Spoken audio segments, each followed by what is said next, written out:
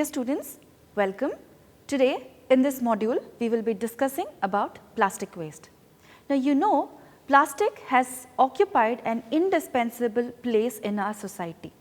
Now what is the reason for this? The properties which they possess are the main reason behind that. Now what are those properties? Lightweight, flexibility, durability, then the resistance to chemicals, temperature and microbial attack are some of the properties due to which plastic waste has become an important part of our society. We are using plastics in every part of our day. Now due to this, there are huge generation of plastic waste. This has resulted in a lot of health and environmental effects. You might have come across in recent times many articles regarding plastic waste, like plastic waste in the marine environment. You might have seen many animals getting entangled due to this plastic waste which is there in the marine environment. You might have also heard like many animals consuming these plastic or poly bags and then they get choked and then they die. So this is a reason why plastic waste has gained more importance.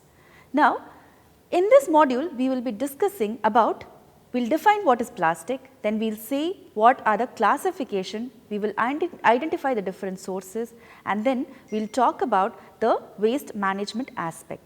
With this introduction, let us look into the learning objectives of this module.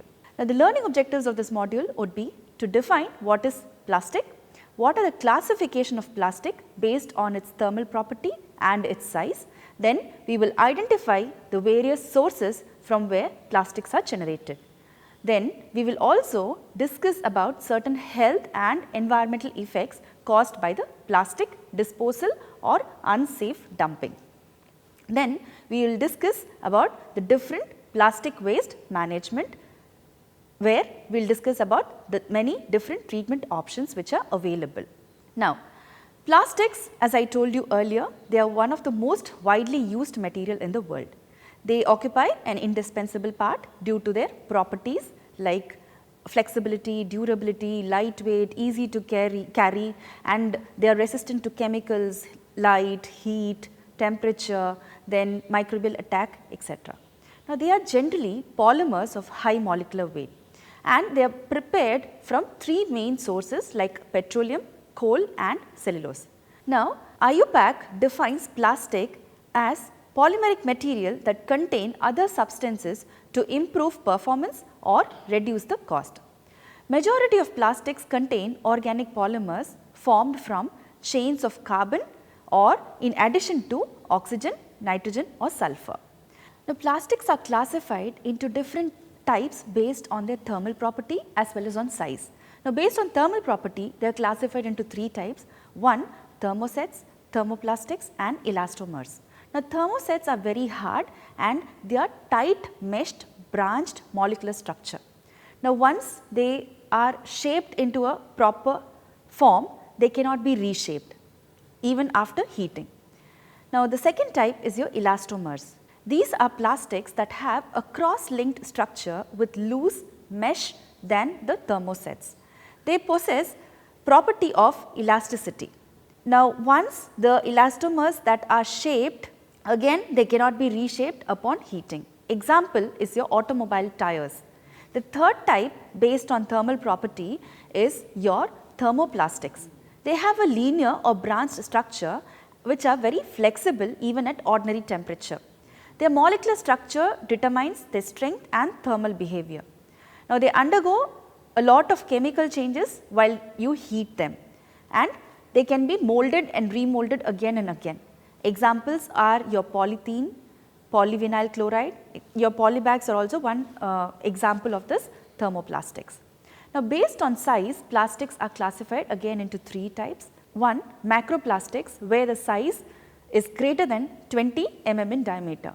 The second one is mesoplastic, where the size is between 5 mm to 20 mm in diameter, and the third one is microplastics, where the size of the material is less than 5 mm in diameter. Now the types of plastics which are generally used in common day-to-day life, it's listed in this table. You can see symbols on the left side how they are designated. For example, polyethylene tetraphthalate is designated by the symbol. You have this 3 arrows and inside you have one, and below that you have PETE, which denotes polyethylene tetraphthalate. Now, polyethylene tetraphthalate or PET bottles are generally used for making these plastic bottles where to store soft drinks or cooking oil and so on. The property wise, you see they are very clear, strong and lightweight, and they can be recycled. The second type is high density polyethylene. It is also called as HDPE. These are used for milk containers, cleaning agents, shampoo bottles and bleach bottles. They are very stiff, hard, and they are very difficult to be broken by sunlight. Again, they can be recycled. The third type is your polyvinyl chloride, which is used for manufacturing plastic pipes, vinyl flooring, cable insulation and roof sheeting. They are rigid, soft via plasticizers, and they are used in construction, healthcare and electronic industry.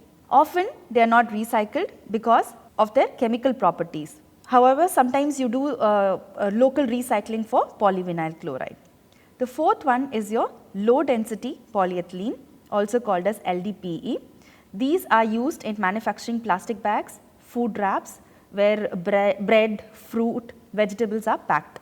The property wise, if you see, they are lightweight, low cost, versatile, but they do not have or they cannot withstand mechanical or thermal stress. These cannot be recycled due to the stress factor. The fifth type is your polypropylene, which is denoted by PP, and they are used for manufacturing bottle lids, food tubes, furnitures, ropes, automobile parts and so on. Property wise, they are very tough and resistant.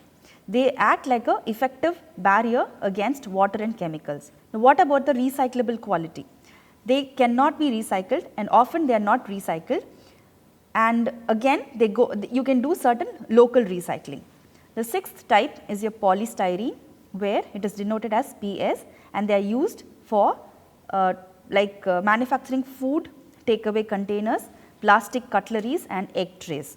Property wise, they are lightweight, but they are structurally weak and easily dispersed. Again, they cannot be recycled. The last category are other plastics, example acrylic, polycarbonate and polyacetic fibers. They are generally used in water coolers, bottle manufacturing, baby cups and fiber glasses. They are very diverse in nature and they have a multiple or different types of properties. Again, they cannot be recycled because if you go for recycling, the risk of contamination is very, very high. So, generally these plastics are not taken for recycling. Now, let us discuss about the sources of plastic waste generation.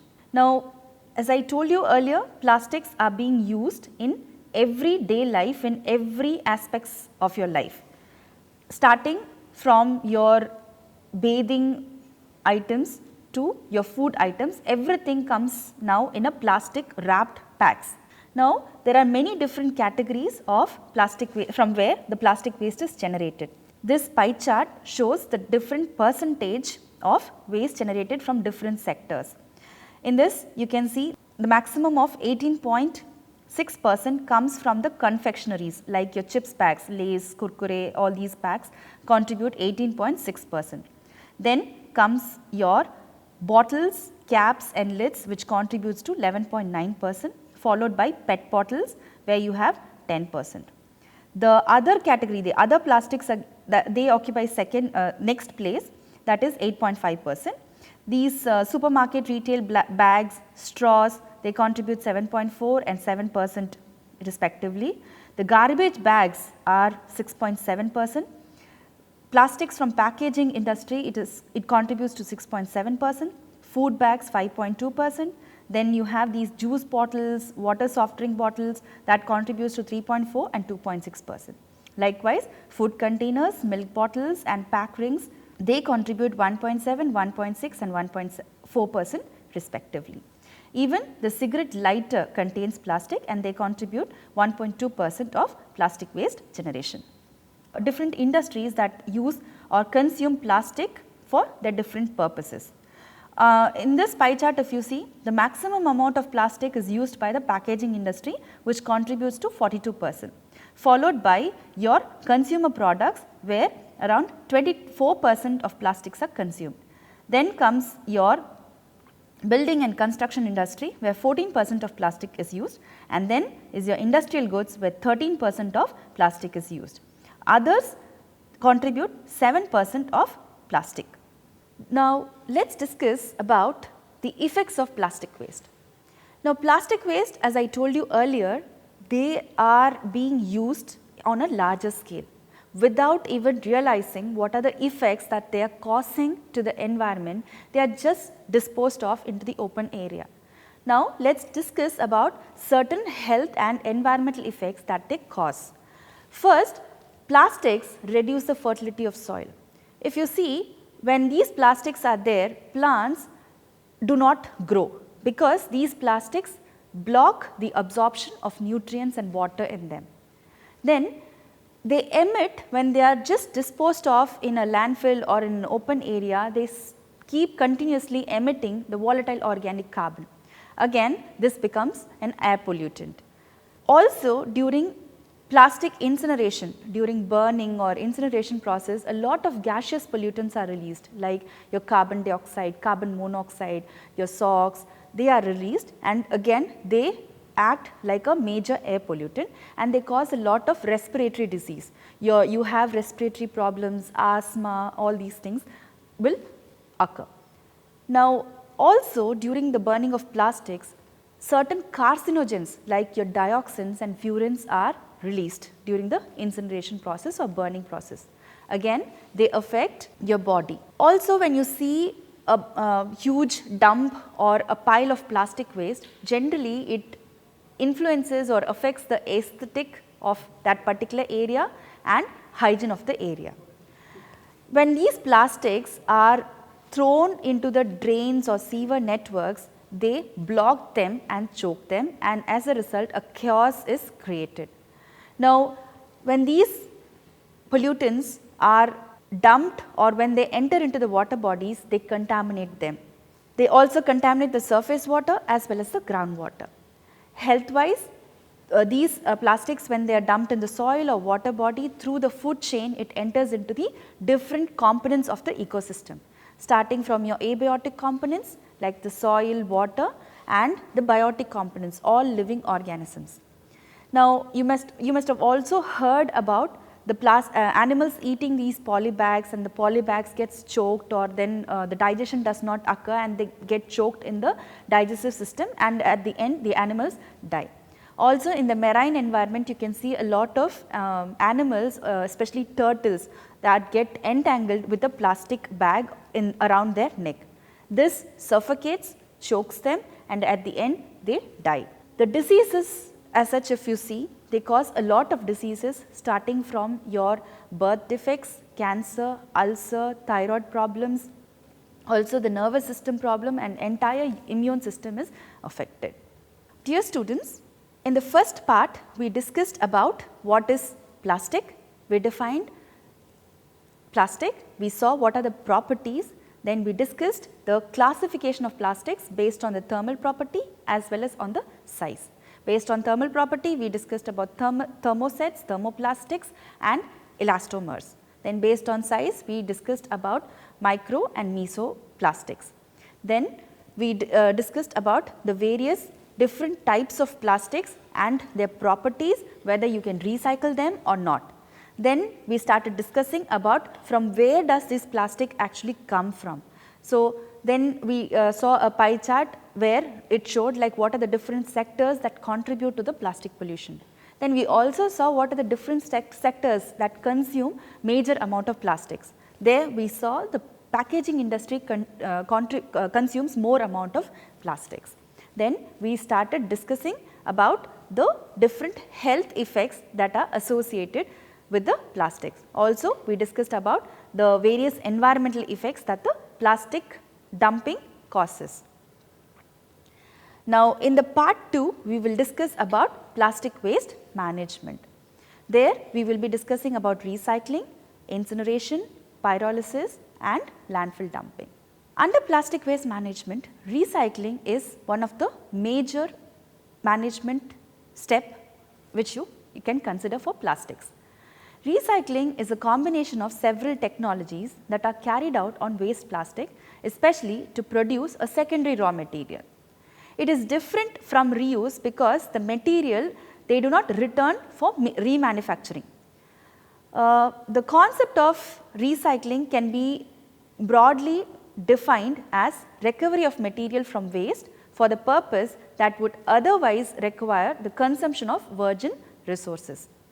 The recycling process requires generally participation of public, because the public, they are using these plastics. So, if they start segregating them at the source or wherever it is generated, then recycling will be more efficient and cost effective too.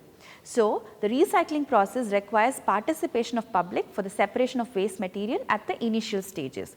Due to plastics chemical property, the recycling of waste plastic poses some technical complication, because the plastics, it is not like made up of only one material, it is having a lot of material in that, and each one has different chemical property. So, you face a lot of technical problems while recycling them.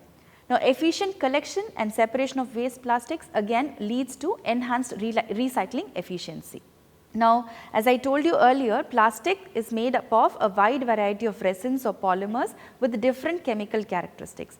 This we have already discussed two types of plastics, thermoplastics and thermoset plastics. Thermoplastics, again they are formed can form a new product by the application of waste, and 80% of plastics are thermoplastics. Now, household plastics like polyolefins like polyethylene, then LPDE, polyethylene tetraphthalate, then polypropylene, these are all some examples of thermoplastics. Now, thermoset plastics lose its ability when you heat them. That means they cannot be remolded due to heat or pressure, and they become very rigid and hard. Now, polymers, for example, if you see polyethylene, they cannot be easily recycled by simple chemical methods like your condensation polymers. They require certain techniques, like pyrolysis is generally involved for this process to produce refined petrochemical products, because pyrolysis is nothing but again burning of waste or in the devoid condition of, in the absence of oxygen at a temperature. Now, this results in the formation of petrochemical products like, which is similar to gasoline, and these petrochemical products can be used as a raw material for manufacturing other products. There are various approaches used for recycling of waste plastics. Some of them are primary recycling, mechanical recycling and plastic recycling. Now, we will discuss each one of them in detail. Now, primary recycling, it is the in-plant process of recycling of waste scrap material. Within the plant, whatever waste that is generated, it is recycled then and there. In mechanical recycling, it involves separation of plastic polymer from the contaminants, then you reprocess them through melting, shredding and any other related process. Now, the separation of resins are done according to the chemical characteristics. Now, due to the variation in the melting point, they do not have a definite temperature where it melts. So, a batch of plastic resin may be fully transformed at a particular temperature, but another batch will have a different temperature for melting purpose, where it will show only partial transformation. So, it is always essential that if you segregate them properly, then it is the mechanical recycling can be achieved properly. Now, the mechanical recycling of waste plastics are mostly carried out with a single polymer waste stream to achieve maximum efficiency, and you can achieve homogeneity in them or in the products that are produced. So, mechanical recycling is generally done at a temperature of 200 to 300 degrees Celsius, and during this process you can find a lot of toxic gas that is being released from the chamber. The third type is your plastic recycling process. It is also called as chemical recycling or feedstock recycling. It leads to complete or partial depolymerization of plastics. Now, here processes like pyrolysis, hydrogenation and gasification are used for recycling the plastics. Generally, any one of these methods can be used depending upon the need of secondary material, availability of technology and economic feasibility. As I told you earlier, chemical recycling either depolymerizes the monomers or partially degrades them into secondary commercial products. Now, here pyrolysis is used as one method for converting into the secondary commercial products. Now, pyrolysis, as I briefed you earlier, pyrolysis is a process where the waste is thermally destructed under oxygen free condition that results in formation of gaseous, liquid and solid fraction. It is an endothermic process and it causes thermal cracking and condensation reactions. The major compounds generated depends upon the organic characteristics of the compounds. Like as I told you, 3 major compounds are formed, one is gases, the second one is liquid and third one is solid. Under gases you have hydrogen, methane, carbon monoxide and carbon dioxide generation, and the liquid you have tar oil stream which contains the acetic acid, acetone and methanol. The solid char consists of pure carbon and some inert materials in them. Now, pyrolysis is done at a range of temperature. Based on the temperature, again they are categorized into 3 types: low, medium and high. Low is done at a temperature of 400 to 500 degrees Celsius. One example you can see, polyethylene and polypropylene, they result in the generation of high calorific value gases and waxes when they are subjected to pyrolysis unit. Also hydrocarbons are produced along with these gases and wax material. The produced gaseous fractions then they have a very high calorific value and can be used as a feedstock. Medium, they are operated between 500 to 700 degrees Celsius. The third type, that is high temperature type, they are operated at a temperature greater than 700 degrees Celsius. Example you can see again polypropylene and polyethylene, at very high temperature they produce olefins. Now, these olefin mixture has a potential to be reused for the production of polyolefins. The next method in plastic waste management is your incineration process. Now, incineration again it is a burning process, or you can call it as a combustion process, where the waste is subjected to a very high temperature of 900 to 1100 degrees Celsius in the presence of oxygen. Now, again the end product is a inert solid material and a lot many gaseous pollutants are generated. Now, incineration again they are used for energy recovery too. During incineration, the hydrocarbons of the combustible residue generally combine with molecular oxygen, and that is how carbon dioxide, water and inert residues are generally formed. Now, in addition to these compounds like your carbon dioxide, water, inert residue, oxides of metals and minerals, you also see formation of hydrochloric acid. Now, this hydrochloric acid is generally neutralized by the basic nature of inert ash. Otherwise, what happens is HCl corrodes your inner wall of the incinerator.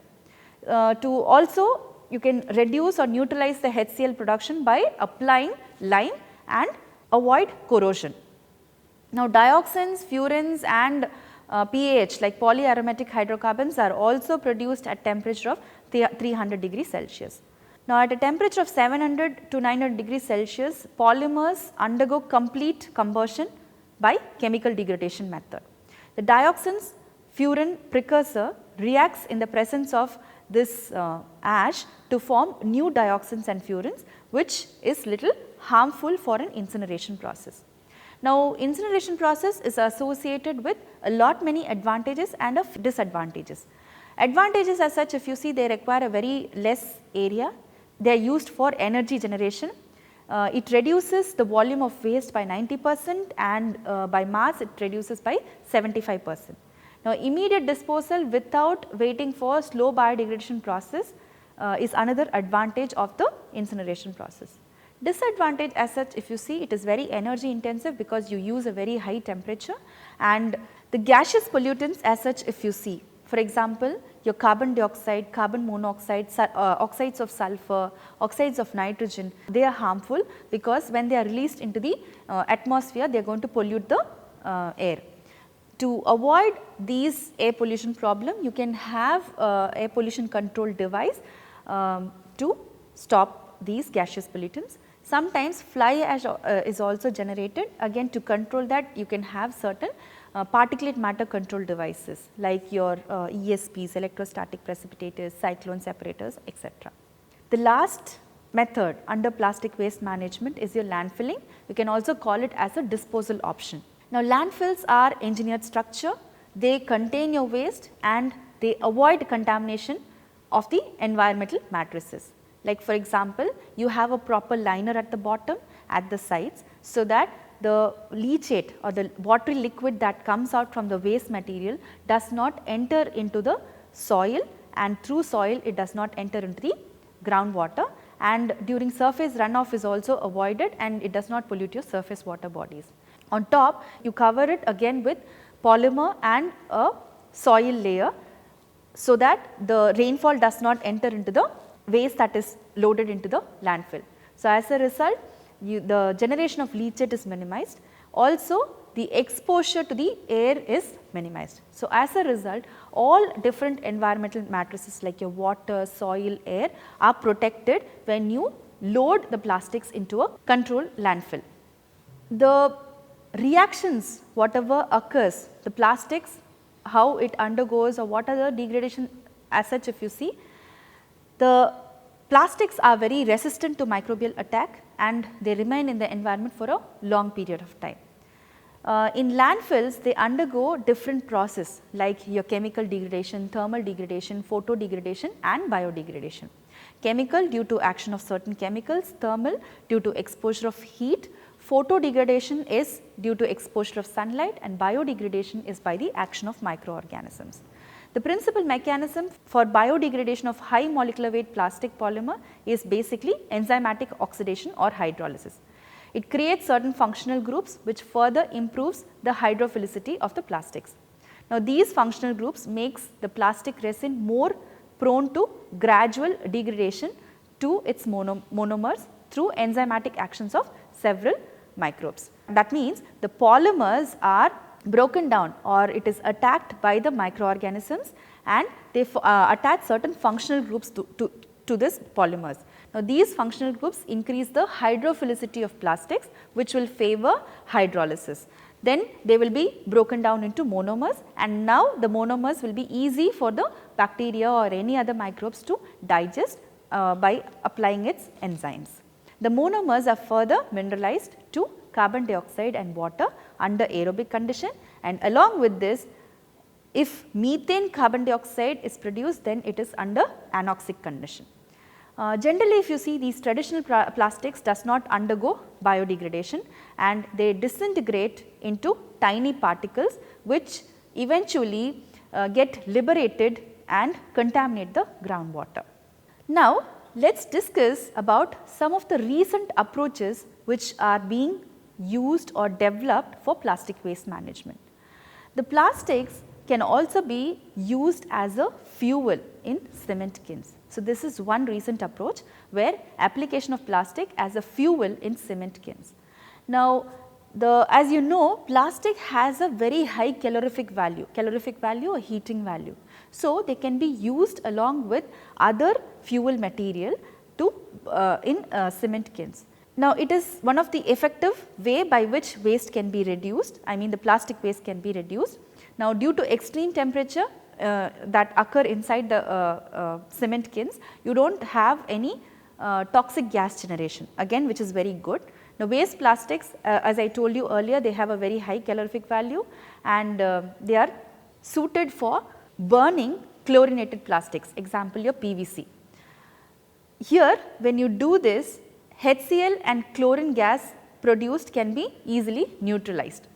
Again, this process does not produce any solid or ash and they cause less air pollution due to that. The next important recent approach is production of refined fuels. Again, here pyrolysis is used, where pyrolysis results in the conversion of plastic waste into gas, liquid tar and a solid char material. Now, by using certain catalyst, the long chain polymers are broken down into simpler substances and These petrochemical products are as equal to gasoline and they can be refined and used as a fuel. Now, the third type is plastic in road laying. This is again being popularly used. Now, for this the plastic waste will be collected, segregated and stored. Then they will be cleaned and dried. Further, they will be shredded to a size of 2 to 4 mm. After it is shredded, it is kept aside. You can take these stone aggregates like your granite or ceramic, and you can heat it up to 160 to 170 degrees Celsius. Then the shredded polymers around 5 to 10% by weight volume is added to these stone aggregates, and again they are heated for 30 to 40 seconds. After this, the coated aggregate is mixed with hot bitumen at a temperature in the range of 156 to 163 degrees Celsius, and then they are used for road laying. The last recent approach for plastic waste management is conversion of plastics into liquid fuel. Now, this is under research. What do people do is the plastic waste is loaded into a closed container and it is subjected to a very high temperature of 2700 to 3000 degrees Celsius, and during this process it is converted into, the waste is burnt or converted into a liquid gaseous vapor. Now, this liquid gaseous vapor again it is condensed into a tarry liquid and the gas is being separated. Now, this tarry liquid can be used as a fuel. To summarize, at the end of this module, we have defined what is plastics, now how plastics play an important role in the day-to-day life and how they had occupied an indispensable part of the society due to their properties. Then we classified them based on the thermal and size. Then we discussed about the different sources from where the plastics arise and what are the different sectors that consume plastics. In that we saw packaging industry consume a high amount of plastics. Then we discussed about various environmental and health effects that occur due to unsound environmental dumping or open dumping of plastics.